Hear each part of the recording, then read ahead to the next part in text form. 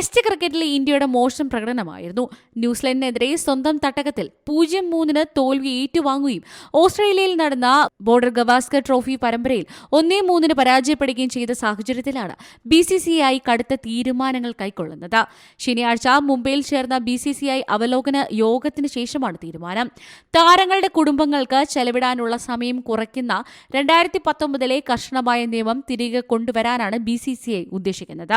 COVID-19 കാലത്ത് പഴയ നിയമം ഒഴിവാക്കിയിരുന്നു. 45 ദിവസത്തെ വിദേശ പര്യടനത്തിൽ കുടുംബങ്ങളെ, പ്രത്യേകിച്ച് ഭാര്യയ്ക്കൊപ്പം 2 ആഴ്ച മാത്രമേ താരത്തെ അനുവദിക്കുകയുള്ളൂ എന്നാണ് പറയുന്നത്.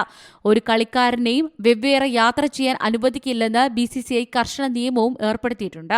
കഴിഞ്ഞ കുറച്ച് വർഷങ്ങളായി ഇന്ത്യൻ താരങ്ങളിൽ ചിലർ ടീം ബസുമായി പോകാതെ വെവ്വേറെ യാത്ര ചെയ്തതായി ബോർഡ് അധികൃതർ സാക്ഷ്യപ്പെടുത്തിയതിനെ തുടർന്നാണ് ഇത് ചുമത്തിയതെന്നാണ് റിപ്പോർട്ട്. വിമാനയാത്രക്കിടെ 150 കിലോഗ്രാമിൽ കൂടുതലുള്ള യാത്രക്കാരുടെ ലഗേജിന് പണം നൽകുന്നതിൽ നിന്ന് BCCI വിട്ടുനിൽക്കുമെന്നും റിപ്പോർട്ടിൽ പറയുന്നു.